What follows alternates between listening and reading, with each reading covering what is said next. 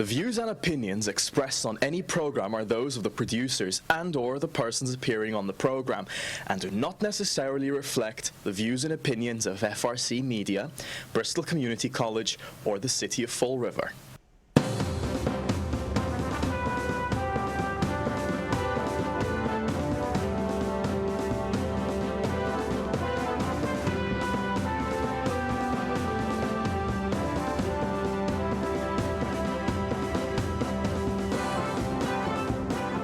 Well, since we have no sound, I'm assuming that the intro music has stopped. So welcome to Spindle City Straight Talk. I'm Chip. I'm CJ. And I'm Carlos. And your volume is way down, CJ. Yeah, they turn the speaker down in the studio. When I get a chance, I'll turn it up for you. Okay, network difficulties. Yeah, well, it's difficult for you, not for the audience. But happy recall day, everybody.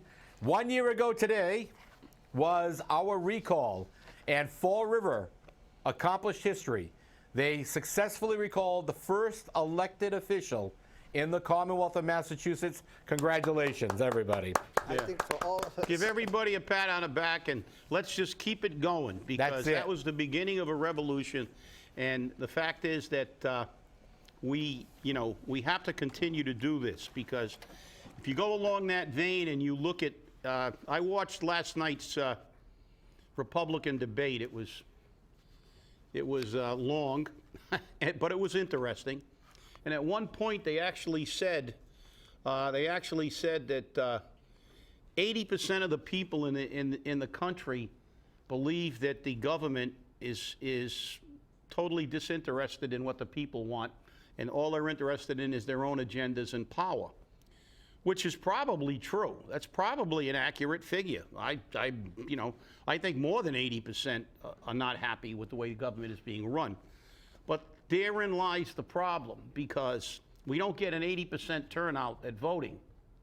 Mm-hmm. And this is what we keep telling people. If you don't like what's going on in your government, you have to go to the polls to change it. You can't say, well, there's nothing we can do about it, and not vote, because then you'll never get rid of these bums.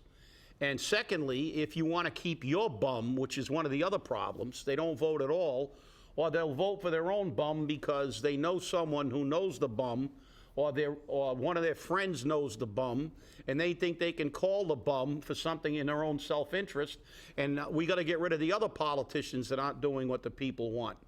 This is the problem. I mean, it's staggering to think that they could give you that statistic. 80% of the people in the country are not happy with government.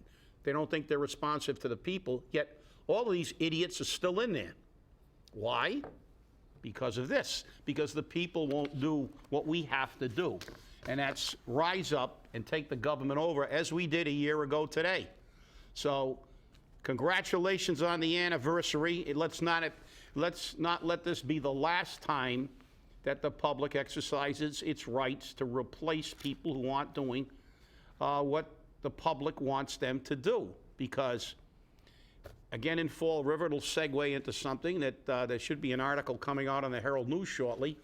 The school department continues to lie, and I'm saying lie, about the health care. At the school committee meeting, which I believe CJ was at, I'm actually tired of listening to the line of propaganda BS that comes out of that school committee and their people. But to digress just slightly on that, the school committee has proven, and so is the administration, that, yeah, Meg Mail Brown is the absolute best person that you can have running the city. Because you know what? Without her, things wouldn't happen. I mean, some of these things are just amazing. How about this thing? Isn't that amazing? We deprive our handicapped students the right to participate in the educational process. This happened at the Borden School on Monday, a brand new school which is handicap accessible. This stage has 2 ramps for somebody in a wheelchair to get up there, yet they placed Cam. And people know Cam in Fall River, Van for Cam program, to try to get him a van. to be transported across the city safely and expeditiously, and they put him down there in front. And I had a conversation with Cam's mom yesterday. She's livid. My niece called. She was livid. The people in the audience did not know how to handle it, but kudos to the mom. Kudos to Mom, Maria. She did not blow up. She did not create a scene because she didn't want to ruin this experience for the children in this school and her son. But you know what? At 9 o'clock in the morning yesterday, Meg Mayo Brown, Mark Costa, the principal, all came and made comments into what happened and apologies. Apology, apology, apology. And you know what? This is unacceptable. And then an unconfirmed story given to me was that they were waiting for another student in the school who's in a wheelchair to do the same thing, to put them both down there the way they did. That is unacceptable. That is an unacceptable behavior. That is a violation of the Americans with Disabilities Act, and a federal Department of Justice complaint should be filed forthwith. Okay, so Barnstable, when you meet today in executive session to decide on the contract for mayonnaise, all right, please, let's make it very clear that this is what she does. And to top it all off, they're $2.3 million in debt on health care, and then there are $1 million in meeting net school spending, and they're so poor they can't even afford to feed the children at the Green School. Yesterday, Green School students were forced to choose between a salad or a PB&J sandwich because they ran out of food. The city doesn't even pay for that. That's paid for with USDA money. Where'd the money go? Where'd the money go? That's right. And the other, as far as Cam, that's beyond, that's deplorable. And the fact is that had this not gone public, there would have been no apologies forthcoming from anybody. That was for political expedience. And you're not going to convince me of anything otherwise. Because the fact that they could even do something like this, if it occurred to them, I mean, as you said, it's one of the newest schools. It's fully accessible. And to allow this to happen, to basically put him in front of the audience, facing the audience, and you're basically singling him out and not allowing him to stay with the rest of the group when you have the ability to do that, it's inconceivable to me. It just goes to show where our priorities are in the school system. Our priorities are to pay all these administrators big money for doing nothing and for lying and for misleading the public. Because again, at the school committee meeting, they lied about the health care again. They talked about them running under budget. They talked about the GIC, which by the way is $60 million in the hole, and the plan is crap. And you don't save any money with the GIC, because now I'm going to educate you. And I don't know why the school committee didn't walk to the government center and go to the group insurance office and find out the facts. They listen to these buffoons that are making big money completely misrepresent fact. Again. I talked to a reporter last night yesterday afternoon after the IEC meeting, as did the chairman. So hopefully that article will come out. We presented the facts, and I'm going to present the facts again. And they had one of the school department COO, CFO, ABC, I don't know, whatever alphabetical title they put attached to them. There's 6 figures in money attached to the alphabet. So he was there getting an education. Because, the school department, by the way, Fall River is the only city or town in the Commonwealth of Massachusetts that attempted to get this money into their budget so they could play around with money. And then they said, well, we're short, so we can't buy textbooks, we can't replace people because we're short in the health care, and the retirees are causing this. And every single part of that statement is an absolute lie. This, and I showed you the other one from last month, this is what I showed the reporter, and he took a picture. This is a report from Group Benefit Strategies, a professional healthcare monitoring and oversight company that works in over 100 communities in Massachusetts, and we get this report monthly. This report shows very clearly that we are not only not over budget, we are $2,090,615 under budget so far this year. I thought you were $2.3 million short. Well, you know, therein lies the rub, the half-truth and the misunderstanding by the people who were doing the numbers. Last year, these are last year's figures, okay, we were $2.6 million under budget at the end of the year. We ran at 94.7% of the funding rate. This year, we're running at 92.6%.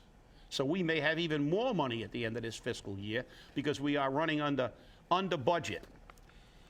And what they did was, and I'm going to explain this again, and maybe they can listen to this, because they say they never watch our show, but we know they do. It's like, listen, the school department does not have their own health care. Everybody in the city of Fall River is in a group insurance pool, because that's the way you save money. That's the reason we've run under budget for years and actually got national recognition for what we've done in healthcare. And that the Insurance Advisory Committee, that board has worked tirelessly and done a tremendous job. And we are in a pool because the way this operates, and if you look at healthcare throughout the world, this is what they attempt to do: get as many people in the system as possible, because the older people obviously are going to use more healthcare. The younger people don't use it virtually at all, and everybody in the middle is in the middle. And what happens with these two on the far ends of the spectrum is that they stabilize the premiums for everybody. This way, if you carve the older people out and figure the experience just on them, the premiums are going to be astronomical. And by the time the young people get old, they won't be able to afford health care. This is the reason healthcare. So this is the reason for the GIC dummies in the school department. It was to consolidate everybody in the state into one pool so we could stabilize premiums. But we've been doing that in Fall River forever. We do not have what they call an adverse selection pool, which is carving out small groups. But that's what the school department did by looking for this money so they could play around and say, oh, we're $1.3 million in the hole. We're $2.3 million in the hole. And then at the end of the year, when they get that money, they've got $2.3 million to play around with. Because they're not, it's only on paper. They're part of a group. And the bottom line to prove that is the school department employees, the janitors, the security people, the teachers, they're not under budget. They're not over budget. As a matter of fact, they're under budget because they're part of this. And as a matter of fact, this is for the group. This is the report for this month. We actually have almost $5.5 million in our health care trust fund. That's in addition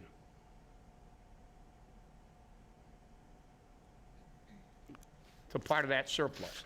So we've got over $5 million. So we're not running under budget. We're not over budget. We're well under the budget. But what happens is the school department, because in their infinite wisdom, they decided to take over something that they have absolutely no understanding of. And CJ is in the field, so he understands. It's very, very complicated. You've got stop-loss insurances, you've got actuarial projections, and when you're a self-insurer, the claims go up and down. It's not like a premium where they just pay. It's like you pay the bills as they come in. Some months are good, some months are bad. You get 2 or 3 bad months, then you get 2 or 3 good months. And at the end of the year, the actuarial projections have always been that we've run under budget for years. The actuarials are very good at what they do, projecting costs. So we're running under budget. So let me get but they're misrepresenting it. They took their little piece of the pie out of the group and did the numbers for their little group. but their little group isn't really a little group. It's a big group. So one of the analogies I used to the reporter, and I don't know if he's going to use it, is let's look at the health care plan like the budget plan in the gas company. You choose to pay on a budget plan, and you pay a stabilized amount. So they give you so the school department took their ratio of that amount. Now, at the end of that, I don't know, 9-month period or whatever it is for the budget, if you had a really good winter, you don't get a gas bill for the rest of the year. But if you had a bad winter, you owe them money. So you have to go to your savings account and take some extra money out to pay for your gas bill. Well, guess what? They're part of the group. If they're $2 million under and we're $2 million over, we're actually more than that because those figures are flawed anyway. But let's, for the sake of argument, say that we're $4 million under budget and they're $2 million over budget. At the end of the year, they just say, give us the money. Just like we have this for the employees. If our contributions, there's the 5 million right over here. 5 point, there you go. And if you get that on the top, you can see the date. Okay, this is the date we had the meeting, that's my handwriting, and this is their reconciliation date on the other side here. So we can see this. And while we got such a great close-up, let me show you the numbers on the other one. This is this year, it's at the bottom, showing you that we are running, let's see, here we go, 92.6, bottom number, the other way, CJ, that's estimated funds, those are the various plans. Actual funding rates, if you look at the funding rates of the various plans, it comes down to the bottom figure, 92.6% we're running at, and we have 2,090,615 in surplus, okay? So, their figures are crap. These aren't my figures. I didn't make these up like they did, or take them out of context like they did. So what happens is, like with the gas company, they go over, they send the city a bill, and they go, yo, you didn't give us enough money, you guys are under budget, we're over budget, we need this much money, and they get the money from the city. And this is what caused the whole problem. You know what caused the whole problem? The whole problem is that none of these people that get paid do their jobs properly. Guess what? We've seen how many city council meetings where nobody in our financial team had a correct number. Well, guess what? We have a situation where nobody on a school department financial team apparently knows what the hell's going on either. Because the fact, now you put these two together and you've got the hydrogen bomb of inefficiency. I mean, I mean, it's mind-boggling to think how, inefficient these people are. They should all be fired. Why do we need a forensic audit? This is why. You know what happened to the school department? 2 years ago, we gave the city a loan for the CanRx for the drug plan of $900,000. The city had to pay us back. They paid us last year, they paid us this year, second half. So, school department wasn't charged. Now when the school department now wants that money in their budget, they're liable for that money. But they didn't factor that in. Why? Because their comment was, what I was told is, they didn't know about it. Well, you know something? You got a guy making $100,000. You ask for this. Be careful what you ask for, because you might get it. You got these people making in excess of $100,000. They wanted this, but they didn't know what they were getting. They didn't research it. They didn't sit down and go over all the numbers, what they were required to pay, how it works, where it goes, and then they run to the school committee, and then you got these school committees saying, oh, we got to go to the GIC. Oh, we got to do something about health insurance. Oh, the retirees are causing problems. Well, the retirees plan is running the lowest.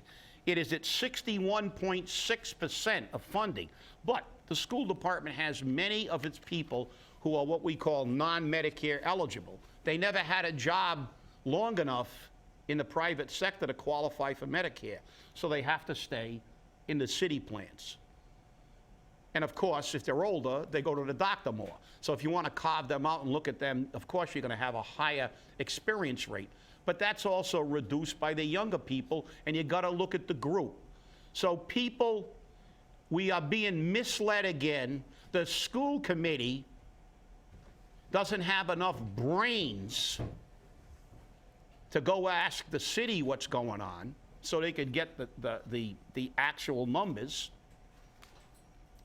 And they're going to take this, and what's the knee-jerk reaction? Oh, the healthcare's got a problem. Oh, take more healthcare away from them. Oh, do this, do that. Oh, nothing. We got a national award for our efficiency. This plan has run under budget for years. In the last 5 fiscal years, Fall River has made $15 million. $15 million more because of the cost shift to the employees. And to disparage and ignore the hard work of the Insurance Advisory Committee, and to lie about the figures that were reported, by the way, to the DOR by the city of Fall River. I didn't make up this number. These are the figures that the city of Fall River reported to the Department of Revenue on how much they saved on the health care. $15 million. And now to try to use this to deny textbooks, to not fill positions, when you know this is not a real deficit, is criminal to me. It's not just incompetence and inefficiency. It's criminal. And our outgoing mayor kept the lies going because he still doesn't understand health care. And you know something? It makes me really glad he's not there anymore, because let's see what the new mayor comes in. Because as I said, this problem shouldn't happen. If you had somebody who was a real leader, and this began, and this isn't that, this went back a month ago. We started talking about this a month ago, and a month this problem hasn't been resolved.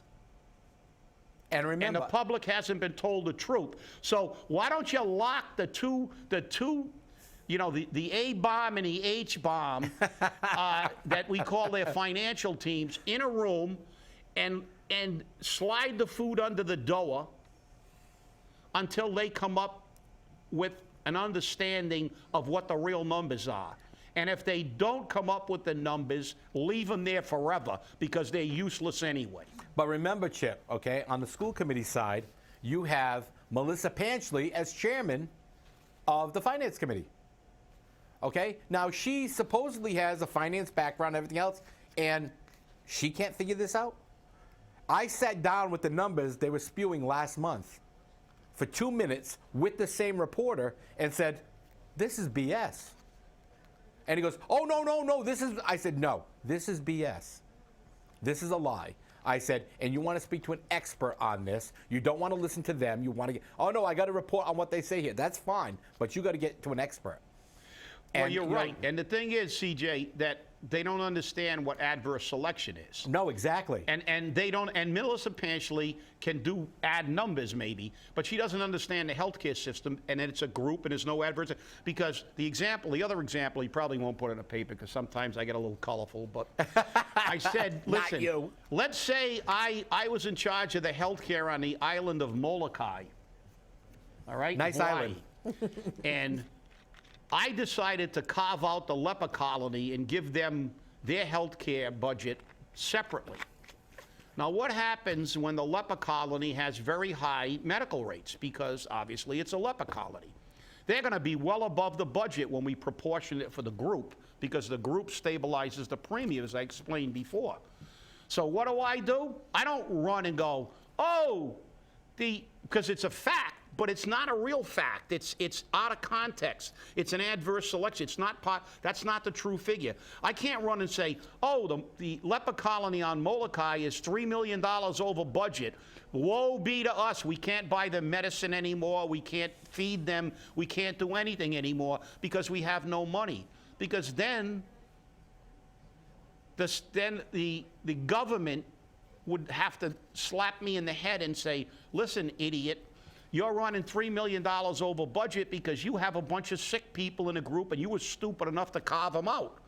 And look at their numbers as separate entity, which they're not. They're part of the group. The group is running well under budget. We got plenty of money, and if you're $3 million under because of your bills are going to get paid anyway. So, you know, it's all crap, and I don't care. But, you know, Melissa Panchley looked at a snapshot out of context and didn't understand the system. I don't have to tell you, CJ, healthcare is one of the most complicated systems in the United States. There's all kinds of problems. They have a new reporting system that has over 200,000 codes. And the ICD-10, they've got adverse selections, you got actuarial projections, you got all kinds of deals. This is the paperwork from one meeting, okay? This is the paperwork from one meeting with figures and stats. You've got to be in the system. You've got to be part of this. You've got to understand it. You've got to be somebody who's been doing this for years. CJ's been doing it for years. I was the chairman of the Insurance Advisory Committee for 24 years. I've been doing this over 30 years. I understand the system. But did they do anything? No. They ran off half-cocked, and they figured out a way to scam it, and that's exactly what it was. It was a scam, because they're saying they don't have any money, and in fact, the health care money is there for them to get. And the reality is, what are they going to do with that money that they're saying they can't spend now when they've got it back to spend? Well, you know, Chip, the thing is that, you know, here's the problem with the system in general. We had this happen with Mayor Sutter when he took office. We've had this with Meg Mayo-Brown since she took office. People don't go to the experts who have the knowledge. They sit there and they go, I am the be-all, end-all, bow before me. It's not how it works. Carlos is over there very quiet today. But while we're on insurance, I need to, you know, digress a little bit to show you the effectiveness of our state representatives. You know those great auto discounts and home discounts you get for being part of a credit union or teachers union or fire union or whatever? Well, on January 1st, 2016, because your state representatives, your senators did not pass legislation to continue them. So you will get that 5 to 8% increase in your insurance rates, and guess what? Too bad. Even the insurance company told them that this was going to happen. Imagine that the insurance company was trying to save you money. Amazing. And Carlos, you have something going on today? Oh, I have a lot of things going on today. Like three things at the same time, because I had to change my phone. I lost half of my appointments. And by the time people start calling me this morning, I had to overbook myself like 3 meetings at the same time. Overbook, you're impotent. Yeah. Oh my God! But I didn't want to miss this show, and I think that's when I come in. I think we have a birthday today, right? Yes, we do. So that's why there's a gentleman here who has a birthday. Yes. So you know, a big old happy birthday to Happy birthday, Chip. our That's why I'm co-host here and today, on a Wednesday. angry representative of the people. Well, I I'm could not sorry. miss it. I'm sorry. I'm sorry that we had to do this, but we have to ask. Forget about birthdays, because it's the Battle of the Bulge was on December 16th. The Boston Tea Party was on December 16th. The recall was on December 16th. And I will say, for the record, that was the best birthday present I ever got last year when we had the recall. So, but let me say that politicians stay angry. Ask them, why did you try this? Why didn't you know what you were doing? All these high-paid people went in front of a legislative body and misrepresented fact, and they're getting big salaries. Be angry, really angry, because I'm angry, because I'll tell you, the people on the AAC worked their asses off on this. And to keep this health care manageable, and we did. So stay angry, and happy birthday to the recall. Happy birthday. I stopped counting after 29. So. Happy birthday, Chip. Stay angry, and we'll see you Friday.